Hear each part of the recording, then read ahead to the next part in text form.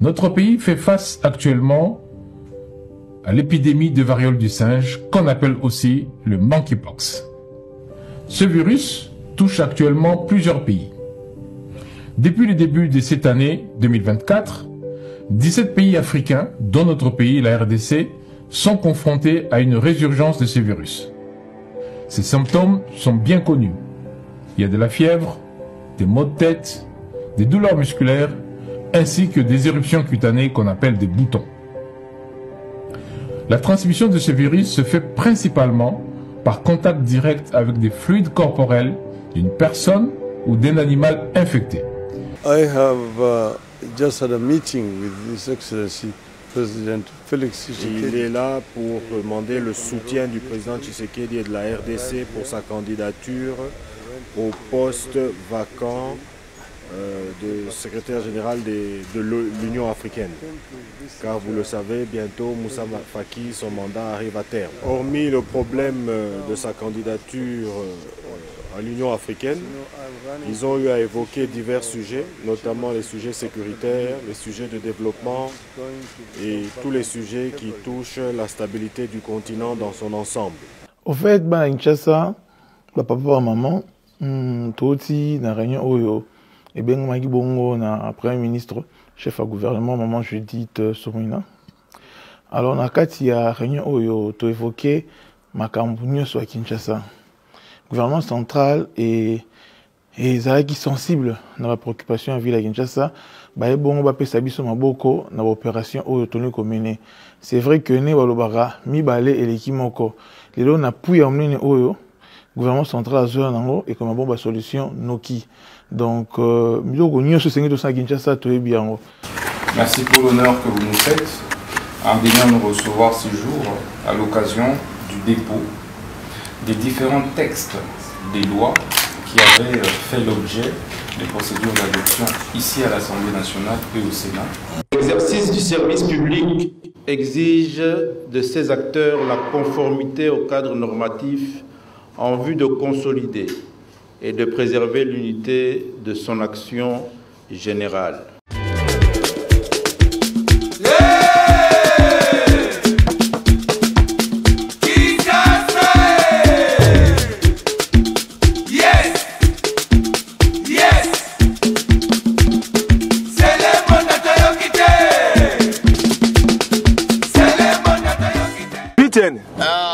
Omeli boni ne sali oboye. Ah, na meli zododo. Omeli zododo putain. Na mela ngo. Omela ngo.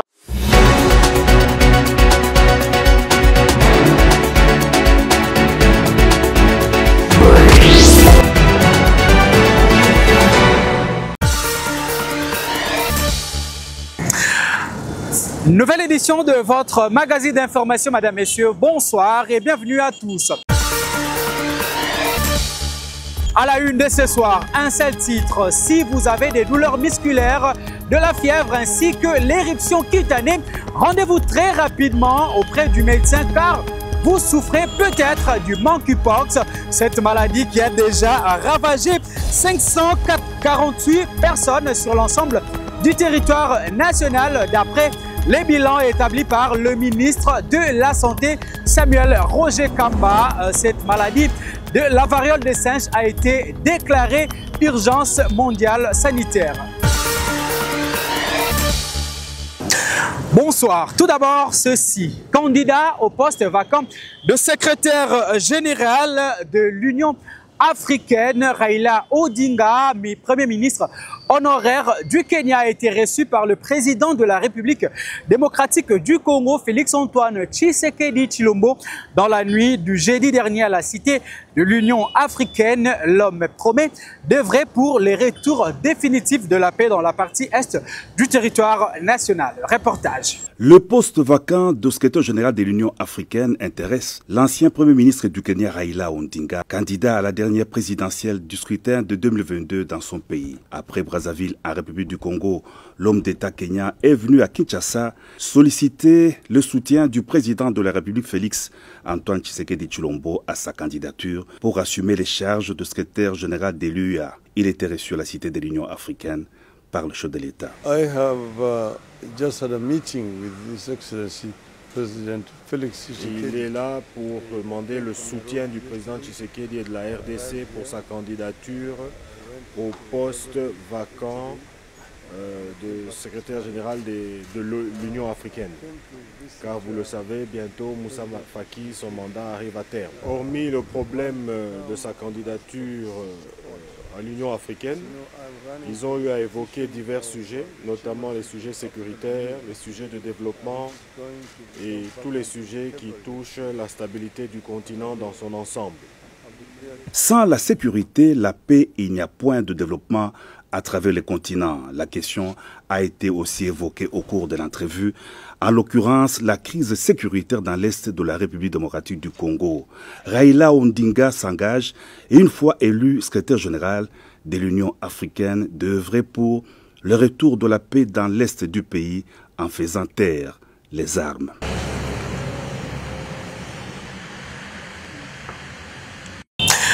À l'Assemblée nationale, renforcer le système judiciaire congolais et soulager les souffrances des populations sur les pratiques de fraude, de corruption ainsi que de la mafia. C'est l'essentiel de l'audience qu'a accordé le président de la Chambre basse du Parlement, Vital Kamerhe, au ministre d'État, ministre de la Justice et garde des Sceaux, Constant Moutamba. Suivez. Merci pour l'honneur que vous nous faites en venant nous recevoir ce jour à l'occasion du dépôt des différents textes des lois qui avaient fait l'objet des procédures d'adoption ici à l'Assemblée nationale et au Sénat en 2020 et 2021. Mais dont ce processus était tout simplement interrompu. Et c'est pourquoi, dans le cadre de la politique des réformes de l'appareil judiciaire, de notre système judiciaire, tel que voulu et souhaité par son Excellence Monsieur le Président de la République, nous avons exhumé ces textes et nous nous sommes arrogés le devoir de venir par devers vous pour vous les soumettre afin de solliciter leur réexamen et adoption s'il est cher, ce qui va nous permettre de pouvoir systématiquement réformer notre système judiciaire et soulager ainsi les souffrances de nos populations sur les pratiques de fraude, des corruptions, des mafias qui malheureusement semblent émailler et puis prendre en otage notre système judiciaire. Et donc là, il s'agit de la proposition de loi sur l'organisation, fonctionnement et compétences. Le gouvernement central s'engage à accompagner le gouvernement provincial de Kinshasa que chapeaute le gouverneur Daniel Bumba dans sa mission de rendre sa libre la capitale congolaise. C'est ce qui ressort d'une réunion présidée par Judith Souminois avec la délégation de l'hôtel de ville de Kinshasa que conduisait justement le premier citoyen de la ville. Suivez. D'abord, nous remercions en tout cas au nom de tous les Quinois et Quinoises, Madame la Première ministre, chef du gouvernement, pour l'initiative aussi bien très louable qu'il a montré son dévolu sur Kinshasa, pour que des mesures que nous avons prises au niveau de la ville, qui est un accompagnement efficace et très bien appuyé par le gouvernement central. Alors, nous avons évoqué des questions relatives à la sécurité, de la mobilité urbaine, par le transport. Nous avons évoqué les questions d'assainissement et nous avons évoqué aussi des questions d'infrastructure routière. Donc, de tout ce qui a été dégagé, alors l'accompagnement en toute efficacité, avec des moyens très appropriés du gouvernement central par rapport aux opérations que nous avons commencé à mener de la ville, sera justement bientôt, ces problèmes auront des solutions et seront jugulés au bénéfice de Quinois et Quinois. Non, effectivement, la Première ministre a été sensible parce que c'est d'abord parti de son initiative, nous inviter, nous, la ville de Kinshasa, et avec plusieurs membres du gouvernement au regard de leur secteur, pour pouvoir appuyer les solutions pensées à la ville et ajouter plusieurs autres propositions en termes de solutions qui relèvent de compétences du gouvernement central, qui va justement aller dans le sens de juguler les maux de Kinshasa. Certes, il est vrai, Kinshasa a un problème. C'est vrai qu'il ne relève pas de décennies qui relève pas de 5 ans précédents. Kinshasa, c'est des questions, en termes d'assainissement, voulais-je dire, c'est des questions qui nécessitent des réflexions très approfondies, vous voyez, de manière structurelle pour solutionner la question de l'assainissement et que Kinshasa mette dans les oubliettes la question de la saleté dans la ville. Donc nous sommes appesantis sur des solutions immédiates, mais nous avons aussi ouvert justement des brèches pour pouvoir continuer la réflexion et solutionner de manière à éradiquer cette question-là. Donc population de Kinshasa, il s'agit de peu de moments pour que vous sentez réellement que quelque chose va se produire sous justement cet accompagnement très manifesté de la Première ministre et de son gouvernement. Bon, c'est ce que je disais tout à l'heure. Je peux prendre peut-être l'anecdote. Hein. Si vous finissez de faire votre lait pour donner au bébé, pour mettre au biberon, le lait peut être prêt, mais il faudra attendre un peu que ça se refroidisse. C'est ce que nous vivons présentement à Kinshasa. Tout est bien organisé. Nous avons mis en place un programme d'abord solide. Vous voyez, pour juguler justement les maux de Kinshasa. Et aujourd'hui, nous avons l'avantage encore d'être accompagnés, vous voyez, dans nos premiers instants, par rapport à l'opération coup de poing que nous avons mis en place par le gouvernement central. C'est que les populations qui peuvent attendre seulement ces solutions. Ça va prendre du temps, mais ce sera des solutions très approfondies pour éradiquer les maux qui nous rongent. Voilà. Au fait, à Kinshasa, papa et maman, Toti, na réunion Oyo, et bien, Magi Bongo, na Premier ministre, chef à gouvernement, maman Judith Sorina. Alors, na kati ya réunion Oyo, to évoqué Makambu sur Kinshasa. Gouvernement central et qui sensible dans la préoccupation à ville à Kinshasa, ba bongo ba pesa biso maboko na opération Oyo tonu komene. C'est vrai que ne balobara mi balé et l'équimoko. Les lots na pouya omnene Oyo. Gouvernement central a joué en et comme une bonne solution Noki. Donc, miloko nyonso sengi to sa Kinshasa to ebiango. To lo bango comme dans la campagne ti le to za lutti to lo bango kaka. C'est le premier étali embouteillage, le premier étali sécurité, le premier étali mobilité, le premier étali voirie. To traiter ma mbona nyonso. Problème ya mobilité na bawewa, désordre sur la voirie, empiètement sur la voirie, tout ça, curage, assainissement, propreté. Tu as abordé la question, et si tu as abordé les déchets, tu as abordé la question à Nyoso. Ah, c'est quoi, et si tu as abordé là, bilo on est tout là, on bolé calmement, Kinshasa Ngenga, Kinshasa est bon, tout ça là-bas, mais on se week-end bien. Tout ça bon, c'est un bon parce que Mikolozoya, n'est pas dans la classe, c'est ça la malam. C'est-à-dire les loyaux, na obso tout ça là. Na pour le gouvernement central et aussi en sorte que na ba mbula ndenge oya na ba classe ndenge ozonga mangonyo so Kinshasa et vous allez bon bien.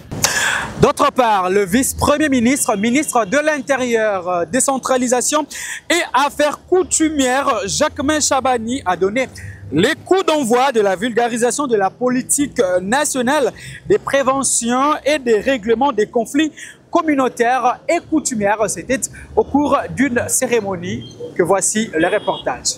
Le vice-premier ministre, ministre de l'Intérieur, Sécurité, Décentralisation et Affaires coutumières, Jacquemain Chabani Louko, a lancé officiellement le mardi 13 août 2024 à Kinshasa la vulgarisation de la politique nationale des préventions et de règlement des conflits communautaires et coutumiers. Cette politique nationale, dont l'économie a été présentée devant les autorités des tutelles, vise l'amélioration des conditions de vie, la stabilisation et la sécurisation des entités coutumières ainsi que la réduction des conflits communautaires et coutumiers observés régulièrement en République démocratique du Congo. Aussi, elle s'inscrit dans la vision du chef de l'État, Félix-Antoine Tshisekedi, qui prévoit en son deuxième axe la protection du territoire national et la sécurisation des personnes et leurs biens. Occasion pour le VPM Chabani de mettre les bouchées doubles pour parvenir à l'appropriation totale de cette politique par toutes les parties prenantes composées principalement des populations et animateurs des entités coutumières, les organisations de la société civile, les médias ainsi que les partenaires de la coopération multilatérale. L'exercice du service public exige de ces acteurs la conformité au cadre normatif en vue de consolider et de préserver l'unité de son action générale. Le chef de la territoriale nationale a par ailleurs invité dans son discours les cadres et agents du secrétariat général aux affaires coutumières à bien mener cette stratégie de vulgarisation et promotion, de procurer cette politique les moyens nécessaires pour sa mise en œuvre. Pour sa part, le secrétaire général aux affaires coutumières a sollicité du gouvernement congolais, représenté par le vice-premier ministre, ministre de l'Intérieur, ainsi que le vice-ministre aux affaires coutumières, Mohamed Ndézé Jean-Baptiste, la consolidation de ce partenariat important jusqu'à la mise en œuvre effective de la politique nationale des préventions et des règlements des conflits communautaires et coutumiers. Par ailleurs, la vice-ministre de l'Intérieur, Eugénie Tchiela Kamba, poursuit ses missions d'itinérance sur terrain. À l'étape de Lemba, l'autorité a été surprise de constater qu'un résident de cette commune assumait les fonctions de chef du quartier dans la commune voisine de Kisanso. Suivez ce reportage. Encourager la police nationale congolaise dans sa mission régalienne, celle de sécuriser les personnes et leurs biens, comme le veut le chef de l'État et commandant suprême Félix Antoine Tshisekedi Tshilombo. La vice-ministre de l'Intérieur, Sécurité et Décentralisation, Eugénie Tchiela Kamba, ne lâche prise et poursuit ses itinérances de terrain. Abandonnant son bureau climatisé, le numéro 2 de la territoriale s'est rendu à Kisanso où, après son accueil par les bourgmestres, a visité tour à tour les commissariats et les différents sous-sièges éloignés du coin. C'est après les contrôles des documents administratifs. Un moment inédit pour cette population qui reçoit la visite d'un membre du gouvernement de la République pour la première fois. Nous sommes très contents de votre présence ici. Notre grand problème, c'est l'insécurité. Surtout là où nous sommes, on ne peut pas sillonner librement. Le gouvernement ne vous a pas abandonné. Ma descente ici, c'est pour s'enquérir de la situation. Prêchant par le bon mariage police-population dans la traque contre les Koulouna, la vice-ministre Eugénie Tchiela Kamba a haussé les tons de voir l'un des chefs de quartier de Kisanso habiter la commune de Lemba, loin de ses administrés. Comment comprendre que tu habites la commune de Lemba, mais tu es chef de quartier ici à Kisanso? Tu ne peux pas aider l'État en sécurisant tes administrés. Visitant les différents amigos, le numéro 2 de la territoriale a sensibilisé les policiers contre l'arrestation arbitraire des mineurs ainsi que les OPJ qui doivent verser le frais d'amende à la DGRAD. Et dans un autre chapitre, la ministre d'État, ministre des Affaires foncières, Akacia Bandoubola Mbongo, a échangé avec les conservateurs de titres immobiliers et chefs de division du cadastre de province du Nord, Sud Kivu, de Haute et Bas-Zouélé, ainsi que de la province de la Chopo. Plus de détails à travers ce reportage. Les conservateurs des titres immobiliers et les chefs des divisions du cadastre de provinces du Nord Kivu, Sud Kivu, Ituri, Otuele, Bazuele et la Chopo ont été reçus par la ministre d'État, ministre des Affaires foncières, Akacia Bandoubola Mbongo, ce mardi 13 août 2024 au Salon Rouge de l'immeuble du gouvernement dans la commune de la Gombe. Pour le secrétaire général aux Affaires foncières, Gérard Mugangu, qui a remercié la ministre d'État pour l'initiative louable, celle d'échanger et d'écouter ses administrés. En appliquant la vision du président de la République, Félix Antoine Tshisekedi Tshilombo, sur l'assainissement dans les secteurs fonciers en République démocratique du Congo et la politique du gouvernement qui dirige la première ministre Judith Suminwa. Devant ce cadre, la ministre d'État, ministre des Affaires foncières, Akacia Bandoubola Mbongo, a sollicité aux uns et aux autres de garder une minute de silence en mémoire d'un des leurs qui est décédé, le conservateur des titres immobiliers de Kalemi. La patronne des affaires foncières, dans son exposé, a déclaré qu'elle a 5 objectifs, à savoir l'assainissement du secteur foncier, la maximisation de recettes, la réduction réduction des conflits fonciers, l'amélioration de la gouvernance foncière et redorer l'image de l'administration foncière dans la communauté. Pour atteindre ces objectifs, Akasia Bandou Mbola Mbongo, ministre d'État, ministre des Affaires foncières, a rappelé l'éthique professionnelle et la lutte contre les antivaleurs dans les secteurs fonciers. Elle a insisté sur la compétence, le respect de la loi foncière. Le conservateur des titres immobiliers et les chefs des divisions du cadastre qui ne vont pas respecter la loi seront sévèrement sanctionnés. Elle a martelé sur l'article 181 de la loi foncière qui donne au ministre des Affaires foncières le pouvoir d'appliquer la politique de l'État en matière d'affectation et de distribution des terres. En ce qui concerne l'article 183 de la loi foncière, le gouverneur de province peuvent déléguer leur pouvoir aux conservateurs des titres immobiliers pour les terres rurales de moins de 10 hectares et les terres urbaines de moins de 5 hectares. La ministre d'État, ministre des Affaires foncières, Akasia Bandou Mbola Mbongo, a dénoncé le comportement de certains gouverneurs de province qui ne respectent pas la loi. J'ai 5 objectifs principaux. La première des choses, c'est l'assainissement du secteur. Et quand j'ai dit assainissement, le mot a tout son pesant d'or. Nous voulons vraiment assainir le secteur. Nous voulons vraiment mettre de l'ordre dans les secteurs en apportant une touche nouvelle, des innovations, mais aussi en allant dans le sens du respect strict de la loi. Nul n'est au-dessus de la loi. C'est vrai que la loi, parfois, elle est corsée, elle est dure, mais elle reste la loi et je tiens à son applicabilité. Deuxième objectif qui m'anime, c'est la maximisation de recettes. Vous voulez faire de moi votre avocat, donnez-moi les armes qu'il faut pour vous défendre. Je ne peux pas vous défendre si vous ne faites pas correctement ce que l'État attend de vous. Troisième chose, c'est la réduction du conflit foncier. J'entends par ces mandats, ensemble, que nous puissions réduire les conflits fonciers dans nos circonscriptions. Je pense que si les hommes qui animent ce secteur agissent en rapport avec la loi, conformément au texte, nous allons réduire sensiblement les conflits fonciers dans des cours et tribunaux. Quatrième élément, c'est l'amélioration de la gouvernance foncière. La gouvernance, ce n'est pas seulement sur le plan, quand je dis macroéconomique, je vois un peu dans l'ensemble, sur le plan national, mais aussi sur le plan circonscription foncière, sur le plan microéconomie, comme disait l'économie, donc c'est-à-dire individuellement, pris dans son sens individuel ou dans chaque circonscription. J'entends cela, une forme d'amélioration. Et enfin, c'est redorer l'image de l'administration foncière dans la communauté. C'est à nous de redorer cette image. C'est à nous de changer de paradigme. C'est à nous d'orienter la pendule autrement. C'est à nous de donner notre vision à cette administration. Je pense que cela se manifestera dans la prise de décision et dans le respect des textes et surtout de la loi.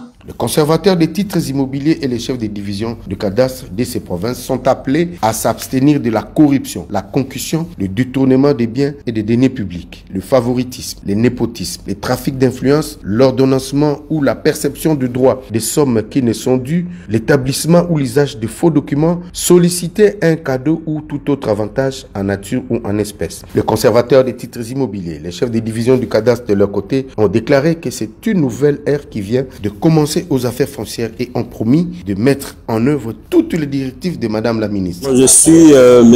Bruno Likombe, conservateur des titres immobiliers qui Kisangani Nord. Nous venons effectivement d'avoir une séance enrichissante avec son Excellence Madame la ministre d'État, ministre des Affaires foncières. C'était une prise de contact avec l'autorité et recevoir des orientations. Comme vous le savez, le secteur des affaires foncières a toujours fait l'objet de plusieurs critiques et il a été vraiment très impérieux pour Madame la ministre d'État de commencer avec cette prise de contact, connaître tout un chacun par rapport à ses responsabilités et évidemment recevoir d'elle les nouvelles orientations pour que désormais ça ne soit plus la même interprétation, le même mot qui ont toujours gangréné les services. La rencontre que nous avons eue aujourd'hui avec son Excellence Madame la ministre d'État, ministre des Affaires foncières, était une séance très importante. D'abord, c'était tracer les jalons qui nous permettent à pouvoir savoir ce que nous sommes appelés à faire. En tant qu'une administration, l'administration qui est la cheville ouvrière de son action politique, elle devrait nous tracer les jalons pour que nous sachions comment nous devrions commencer à marcher depuis son avènement et pour consolider les actions qu'il va mener au sein de notre ministère. Elle a beaucoup insisté sur l'éthique. L'éthique qui devra nous guider et la compétence. des personnes compétentes aux endroits qui les reviennent, afin qu'on puisse, à travers cette compétence élective, redorer le blason de notre ministère. La ministre d'État vient de nous édifier en nous demandant de pouvoir travailler selon la loi et de rester légaliste. Madame n'a pas voulu à ce qu'elle puisse travailler sans écouter les responsables qui, par délégation, agissent dans ce secteur. Elle nous a appelés, elle nous a conseillé, surtout quand elle se met à nous communiquer ses objectifs. Les objectifs tels que la mobilisation des recettes, la réduction des conflits, la bonne gouvernance et également ici être dans la bonne posture de pouvoir poser nos actions que d'aller au-delà de nos compétences. Elle ne va pas seulement commencer à punir, mais elle a voulu d'abord nous communiquer. Et si nous sommes des beaux enfants, à ce moment-là, des responsables, nous devons l'appliquer sans faille. Il faut rappeler que dans 2 mois déjà, la ministre d'État, ministre des Affaires foncières, Akasia Bandobola Mbongo, a déjà reçu le conservateur des titres immobiliers et le chef des divisions du cadastre de province de Kinshasa, de l'espace du Grand Katanga, du Grand Bandundu, du Congo central, du Nord Kivu, Sud Kivu, Ituri, Otuele, du Bas-Ouele et la Chopo. Et dans le prochain jour, elle va recevoir ceux de l'espace Grand Kassai, Mongala, Équateur, Nord Ubangi, Sud Ubangi, la Chouapa et le Maniema. La République démocratique du Congo perd plus de 50 millions de dollars chaque année à cause de la pratique de fractionnement des marchandises dans les pays des transits. Cette révélation a été faite par Julien Paluku, ministre des Commerces extérieurs, au cours d'un briefing presse tenu conjointement avec son collègue de la communication et des médias, Patrick Mouyaya. Suivez. Ça veut dire quoi? 1 ou 2 conteneurs quittent la Chine. Ces conteneurs arrivent au Kenya, ils arrivent en Ouganda, ils arrivent au Rwanda, ils arrivent en Tanzanie, ils arrivent à Lusaka, ils arrivent à Luanda. Ces conteneurs ont pour destination finale la République démocratique du Congo. Mais qu'est-ce qui arrive entre les pays là et certains complices congolais? Ils ouvrent les conteneurs sur les territoires étrangers alors qu'ils étaient destinés à la RDC. Quand ils l'ouvrent, il faut en sorte que maintenant ces marchandises atteignent la RDC, bénéficiant du régime des transactions transfrontalières. Ça fait que le pays de transit qui a ouvert les conteneurs, lui a gagné en recette parce qu'il a facturé ses conteneurs, soit 10 000, 20 000, 30 000 dollars. Si c'est 1000 conteneurs de la RDC, il a 50 millions comme ça. Et les marchandises, lorsque maintenant ils vont quitter ces pays voisins, ils viennent soit par vélo, ils viennent soit par trottinette, ils viennent soit par petits véhicules bénéficiant du régime du commerce transfrontalier. Et vous allez voir à Kasumbalesa, à Goma, à Kassindi, des passages comme ça des vélos. Il y a des vélos qui peuvent transporter presque 1 tonne. Si c'est 10 vélos comme ça qui passent à l'intérieur de la frontière, ça va faire 1 ou 2 conteneurs qui passent inaperçus comme ça. D'autres ont utilisé par exemple les personnes vivant avec handicap. Vous les trouvez sous leur vélo avec des petites marchandises. S'ils sont 1000 par jour, c'est un conteneur qui est passé sans qu'on le sache. Alors qu'est-ce qui arrive? Les pays perdent énormément de recettes comme ça, par la pratique de fractionnement des marchandises dans les pays de transit. Ce sont ces pays-là qui gagnent en recettes. Je vous donne l'exemple du Rwanda. Le Rwanda a ouvert un grand magasin qui peut recevoir des centaines et centaines de conteneurs. Alors la pratique c'est quoi? Lorsqu'il importe de la Chine, de Dubaï, du Moyen-Orient, les marchandises arrivent dans cet entrepôt gigantesque, comme si c'était destiné au Rwanda. Alors que la population visée, c'est la population congolaise. Parce que la population rwandaise, c'est... Je l'avais dit dans le titre, si vous remarquez que vous avez de fortes fièvres et vous avez une éruption cutanée, des douleurs musculaires, rendez-vous très rapidement dans un hôpital les plus proches, car il se pourrait que vous souffrez de la variole de singe, cette maladie qui a potentiellement touché 15 000 personnes sur l'ensemble du territoire national et a causé plus de 548 décès. C'est le bilan qui a été établi par le ministre de la Santé, Samuel Roger Kamba, qui, à travers un message, a attiré l'attention de l'ensemble de la population sur toute l'étendue du territoire national, à prendre ainsi des précautions nécessaires. On l'écoute à travers ce message. Notre pays fait face actuellement à l'épidémie de variole du singe, qu'on appelle aussi le monkeypox. Ce virus touche actuellement plusieurs pays. Depuis le début de cette année 2024, 17 pays africains, dont notre pays, la RDC, sont confrontés à une résurgence de ce virus. Ces symptômes sont bien connus. Il y a de la fièvre, des maux de tête, des douleurs musculaires, ainsi que des éruptions cutanées qu'on appelle des boutons. La transmission de ce virus se fait principalement par contact direct avec des fluides corporels d'une personne ou d'un animal infecté, mais aussi par des objets contaminés, ainsi, et c'est nouveau, que par voie sexuelle. Actuellement, quasiment toutes nos provinces sont touchées par ce virus. Selon le dernier rapport épidémiologique, notre pays a enregistré 15 664 cas potentiels et 548 décès depuis le début de l'année. Les provinces les plus affectées sont l'Équateur, le Sud Kivu, le Sud Ubangi, le Sankuru, la Chopa, la Mongala, la Chopo, mais comme je l'ai dit, on note des cas quasiment dans toutes les provinces.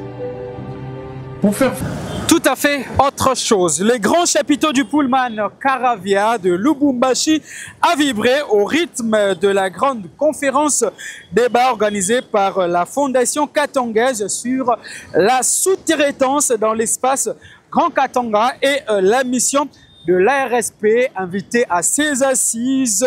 Miguel Katem Kachal, directeur général de l'ARSP, a éclairé toute l'assistance sur les appels d'offres. Suivez.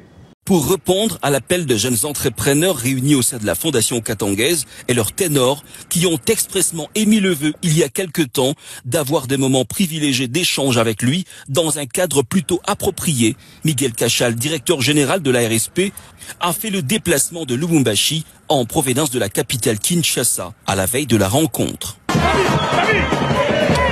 Il est midi passé de quelques dizaines de minutes.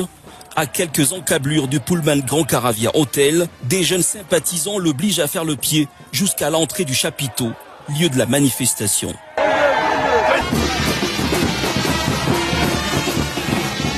Pendant ce temps, la salle est bien pleine comme un œuf. Étaient présents le président Bangamukose Dieudonné, les animateurs de la suprastructure culturelle, la Fondation Katangaise, 42 grands chefs coutumiers venus respectivement du Lualaba, Tanganyika, Olomami et au Katanga, sans parler de la société civile. Visiblement, la mobilisation était totale. Prière d'ouverture, hymne national, suivi des chants folkloriques variés, empruntés des tribus du Grand Katanga. C'est la première partie de cette conférence débat. En effet, cette rencontre se veut être un cadre d'échange fraternel autour des activités de la sous-traitance en République démocratique du Congo, avec un accent mis sur la problématique d'accès au marché dans la chaîne des valeurs des sociétés principales en faveur de la population locale. Place à présent à la série de plaidoyers reprenant ainsi multiples préoccupations des entrepreneurs encadrés par cette communauté. De prime abord, Dieudonné Bangamukose circonscrit le cadre dans son adresse, tout en remerciant le patron de la sous-traitance en RDC pour sa promptitude à répondre à leur invitation. Il a été promis de faire de nouveaux millionnaires congolais par l'entremise de l'autorité de régulation de la sous-traitance du secteur privé et dont les éloges à notre possession font état que l'autorité de régularisation de la sous-traitance du secteur privé a favorisé l'éclosion de la classe moyenne, ce dont la Fondation Katangaise souhaiterait voir cette concrétisation en faveur de ses dignes fils et filles dont elle porte haut et fort leur voix auprès de l'autorité de régulation de la sous-traitance du secteur privé. Par la suite, dans leurs interventions, la société civile et la jeunesse de cette méga-structure ont tout aussi salué la bravoure de l'un de leurs dans les fonctions qui lui sont dévolues. C'était avant de solliciter d'être éclairé sur comment saisir les opportunités d'affaires dans la sous-traitance. Nous rendons nos hommages les plus déférents à son Excellence, Monsieur le Président de la République, chef de l'État, Félix Antoine Tshisekedi Tshilombo. Pour cette marque de confiance, témoignez à un digne fils du Katanga, reconnaissant votre sens élevé d'organisation, des responsabilités, votre expertise, votre expérience est teintée d'une haute politique managériale et sans vouloir passer inaperçu autres nombreux atouts que vous incarnez. Souhaitons la création d'un cadre d'échange permanent entre les jeunes des provinces du Katanga en vue de la vulgarisation des lois et règlements qui régissent l'ARSP. Quant aux grands chefs traditionnels, des pères en fils, les encouragements, mais aussi les préoccupations lui ont été présentées en toute franchise. Comme vous nous avez appelé là, ça c'est très bien. C'est magnifique. Je vous dis vraiment, vous êtes un excellent DG. Parce que vous nous affrontez. Vous nous affrontez pour nous écouter. Et nous, nous vous disons la vérité. Nous ne sommes pas allés par les dos de la cuillère. Nous vous disons la vérité. Et prenez cette vérité. Portez-les comme un chapelet. Ce que nous disons ici. Ça va vous aider maintenant et dans le futur. Et ça aidera aussi vos enfants. Guilain Kienge, expert en mine, est venu tout aussi dresser un tableau d'observation sur les pratiques peu recommandables dans lesquelles s'illustrent encore certains investisseurs dans le but de contourner la loi sur la sous-traitance. Il a dans le même temps loué la lutte acharnée que mène le DG Miguel et ses collaborateurs dans ce secteur. C'est pour cela que j'ai apprécié votre idée. En fait, vous êtes entré là-dedans, vous avez vu que ça n'allait pas, et qu'il fallait effectivement arracher ces marchés-là qu'ils se distribuaient et donner à vos frères congolais. Je vous félicite davantage. L'ARSP, je l'ai dit, a été créé en 2018, ce qui fait 6 ans. Mais vous, monsieur le DG, si je ne m'abuse, vous totalisez à peine 2 ans, je crois, ou peut-être vous allez vous dépasser un peu 2 ans à la tête de cette autorité de régulation. Mais on constate que ça bouge. Après avoir suivi religieusement toutes les interventions, le DG de la RSP a été invité à prendre parole pour édifier cette assistance hétérogène qui attendait son intervention avec impatience. Je tiens premièrement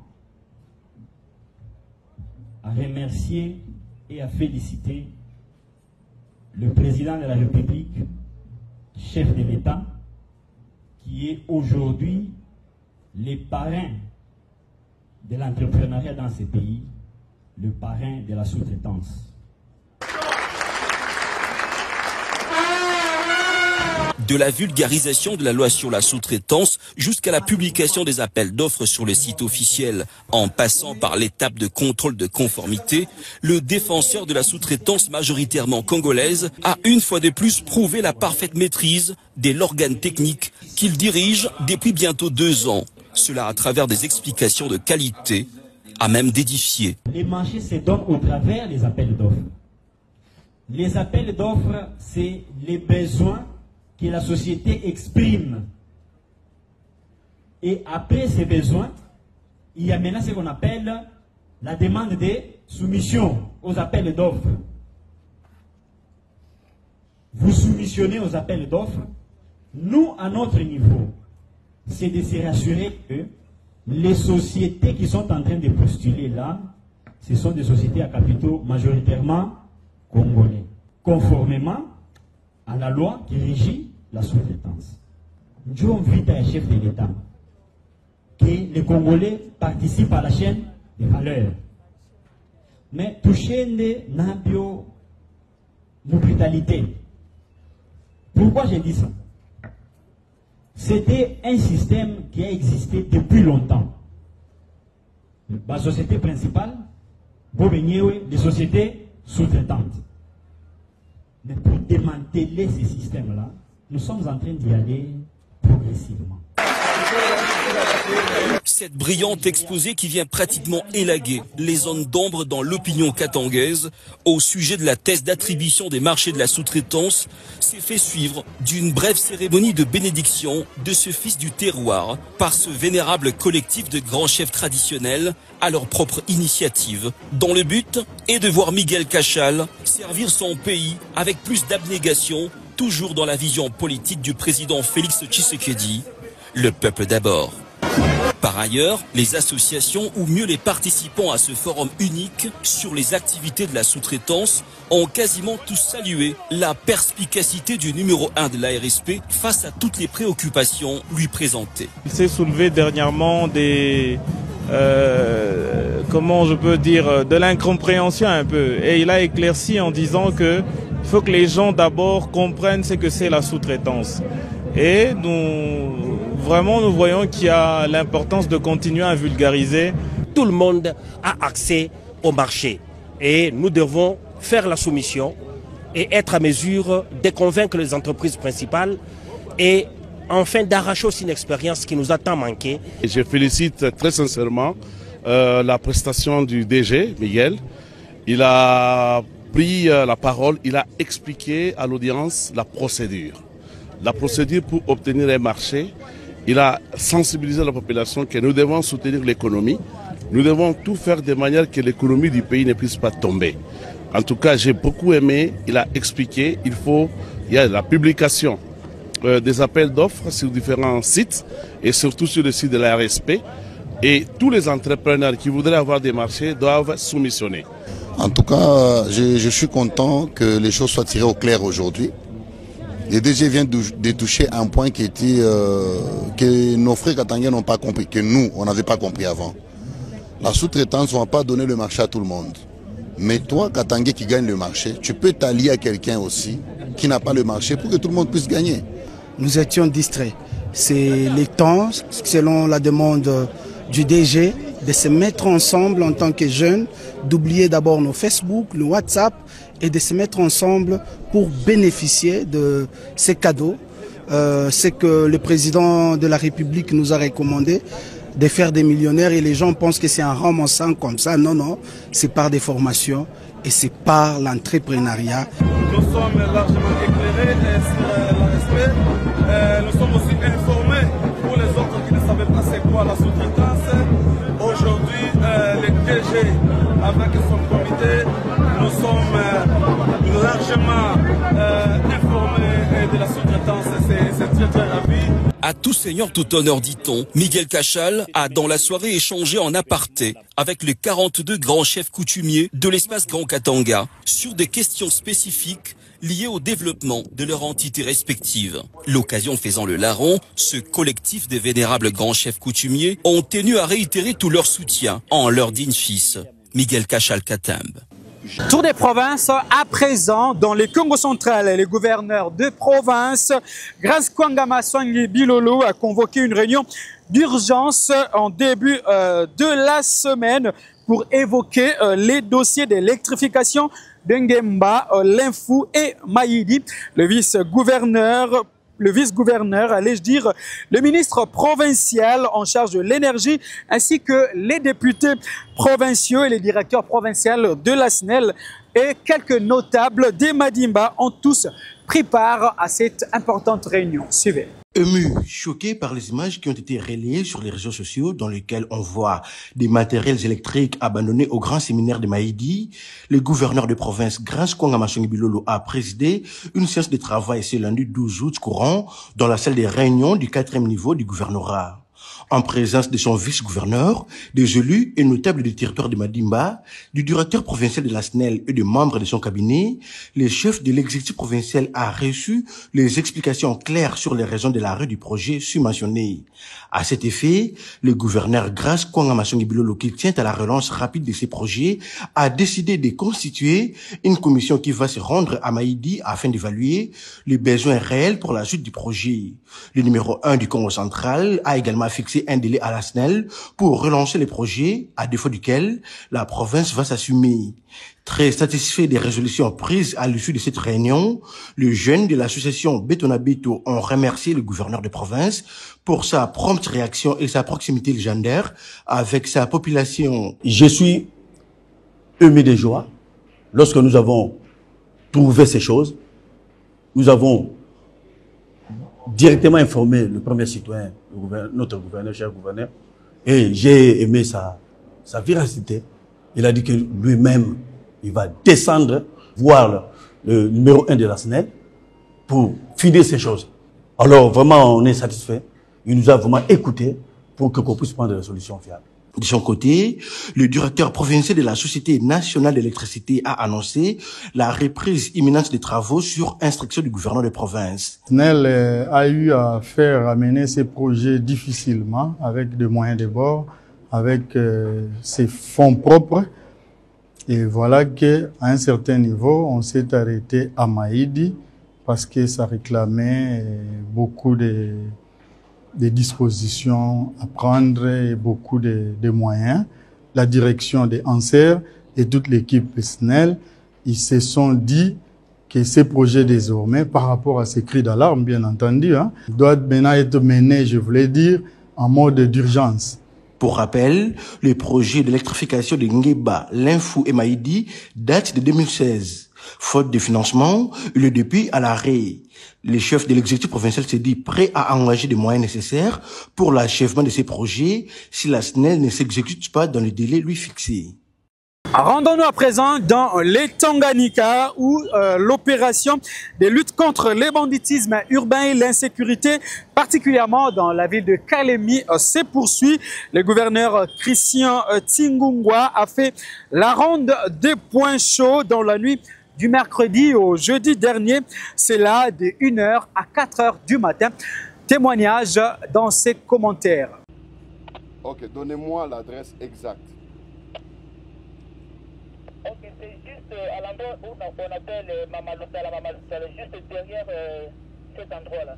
En guerre contre l'insécurité dans sa province, le gouverneur du Tanganyika, l'honorable Christian Kitungwa Muteba, met le pied sur l'accélérateur, d'abord dans la ville de Kalemi. Ce mercredi 14 à jeudi 15 août 2024, l'autorité provinciale s'est privée de son sommeil pour le bien-être de sa population en plein milieu de la nuit, bravant toutes les conditions atmosphériques. Il veut s'enquérir des conditions sécuritaires à Kalemi. Du gouvernorat de province, passant par différents souciats de la police, le gouverneur Christian Kitungwa Muteba fait le constat et donne des instructions fermes sur la sécurité. Certains agents de l'ordre commis à la patrouille, surpris en plein sommeil, d'autres presque ivres, en lieu et place de veiller sur la sécurité de la population. Le numéro 1 du Tanganyika a condamné sur place avant de lancer ses projecteurs dans plusieurs points chauds de résistance de l'insécurité, notamment à la place Kisebwe et à côté de la maison de tolérance chez Mamalutala, où plus de 8 présumés bandits ont été neutralisés, retrouvés tous dans une chambre bien garnie d'armes blanches. 20,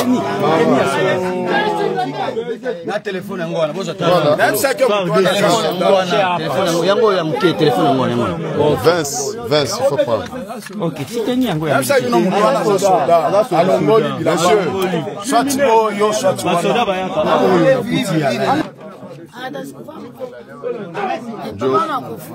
ok, mais maintenant, il y a tout le monde a le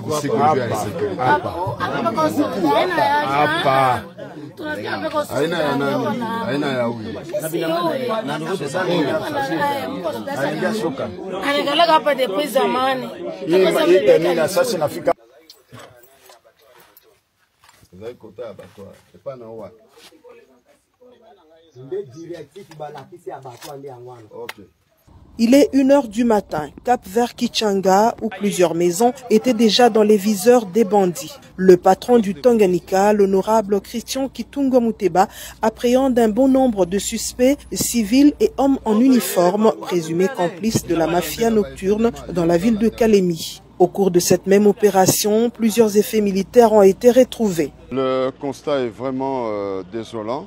On a sillonné surtout le point chaud. Il est pratiquement 2 h du matin. c'est vraiment regrettable. Les services de sécurité doivent faire le travail. Cette pratique, nous allons continuer à la faire jusqu'à ce que nous allons rétablir l'autorité de l'État ainsi que la quiétude et la paix sur le plan de la sécurité. Nous sommes obligés de travailler jour et nuit pour que cette insécurité soit sensiblement réduite. Voilà la raison pour laquelle nous sommes aujourd'hui en route et sur tous les fronts cette nuit. Et nous avons constaté certaines faiblesses que nous allons régler avec le Conseil de sécurité. Et il ne revient pas à être seulement au bureau, mais de palper du doigt avec le groupe qui font la patrouille. Plus rien ne sera comme avant. Le chef de l'exécutif provincial tient mordicus à la quiétude et le bien-être de sa population. Et prenons le sport pour finir en prélude de l'organisation de la Coupe d'Afrique des Nations 2029 en République démocratique du Congo. Les comités de normalisation de la FECOFA s'activent avec l'inspection des sites devront faire partir de ces projets qui sera présenté à la Confédération africaine de football. Et pour ce faire, une mission d'inspection a été diligentée dans la province de la Chopo où les membres du comité ont inspecté les stades Lumumba de Kisangani. Reportage. La rénovation du stade de Lumumba qui a débuté en 2020 demeure toujours d'actualité. Les CONOR, Comité de normalisation de la Fédération congolaise de football, l'association FECOFA, a dépêché une équipe à Kisangani pour se rendre compte de l'évolution des travaux. De l'aire de jeu au gradin, en passant par les tribunes et les vestiaires, la délégation du CONOR n'a laissé nulle place pour son inspection. Nous sommes satisfaits de façon vers plein, vers vide, a indiqué les membres de la délégation du CONOR, Sabin Machini. Nous pourrons dire que nous sommes satisfaits de façon... Donc vers plein, vers vide, voilà, un peu. Et, mais ce que nous avons constaté au niveau du stade Lumumba, ça c'est très encourageant. Tout dépendra des avis des équipes techniques qui arrivent incessamment à Kisangani, ajoute un autre membre du CONOR, Honoré Luango. Mais il y a une autre équipe technique qui arrive dans 48 heures pour les aspects techniques. Je pense que c'est vraiment important. Nous sommes satisfaits de ce que l'autorité locale a déjà fait comme travail. Nous pensons qu'avec l'avis de nos techniciens, un meilleur travail sera fait et nous verrons par la suite. L'inquiétude était un peu grandissante lorsque ces membres ont visité le terrain provincial connu sous les noms de terrain d'Athénée et le stade de Lumumba où la végétation a repris les droits des cités. Mais notre inquiétude a été légèrement agrandie par rapport aux terrains annexes, notamment celui-ci de l'Athénée. Donc Lumumba 2 de l'Athénée, on comprend que non, voilà, on peut encore chercher à faire quelque chose. Mais de toute façon, il faudra que la jeunesse sportive notamment soit sûre et ait de l'espoir que demain ou après-demain, une solution durable pourra être menée. Toutefois, les espoirs sont permis selon Honoré Luango. Notre souhait est que les choses marchent pour cette province et que le football puisse reprendre totalement. Les autorités locales affichent la volonté de mieux faire, soutient Sabin Machini. Nous avons miroité au travers des autorités la volonté de bien faire. Ça c'est très positif. Si cette volonté-là peut s'étendre jusqu'à la réalisation même de ces projets-là, ce serait une bonne chose. Mais du moins déjà là, il y a beaucoup d'indices qui montrent qu'il suffit d'un petit appui, tout ira de mieux. La RDC compte organiser la Coupe d'Afrique des Nations Cannes en 2029. C'est aussi dans ce cadre que les travaux de la rénovation du stade de Lumumba s'effectuent. Et peu avant leur descente dans ces stades mythiques de Kisangani, les membres du comité des normalisations ont été reçus en audience par les gouverneurs de la province de la Chopo, Paulin et Lendongolia. Question pour eux de faire part de leur mission dans cette partie du territoire national. Au cours de cette audience de plus d'une demi-heure, cette délégation du comité de normalisation de la FECOFA, conduite par Sabin Machini, informe à l'autorité provinciale de l'objet de sa mission à Kisangani. Il s'agit de l'inspection des installations sportives de Kisangani en prévision de leur réhabilitation. Nous avons un stade qui est ici. Ils ont déjà commencé les travaux en couvrant l'heure de jeu. Mais nous sommes venus voir et de mettre les stades au standard. Parce que maintenant, là, la FIFA lutte contre le développement des infrastructures de football, notamment le stade. Et vous le savez très bien, le chef de l'État a exprimé le vœu à ce qu'à 2029, que la RDC organise la CAN, donc la Coupe d'Afrique des Nations. La ville de Kisangani, jadis reconnue à travers ses talents sportifs, le gouverneur de province, Paulin Lendongoli Alebabonga Okelenge, plaide pour la participation des équipes de sa juridiction à la Lina Foot et émet le vœu de voir le projet de la construction du stade Lumumba D se matérialiser. Une sollicitation prise à bras le corps par la FECOFA. Il faudra que les sportifs gardent espoir. Un stade sera mis à leur disposition, un stade de haut standing, un stade de standard international sera mis sur place ici. À l'occasion, Sabin Machini remet au gouverneur Paulin Lendongoli Alebabonga Okelenge un cadeau de la FECOFA et un lot de ballons en signe de partenariat. En réaction, le gouverneur de province, Paulin Lendongoli Alebabonga Okelenge, exprime sa disponibilité à collaborer avec la FECOFA pour le développement du secteur sportif dans la province de la Tchopo. Après les échanges avec l'autorité provinciale, le comité de la FECOFA visite le stade Lumumba afin de palper du doigt son état.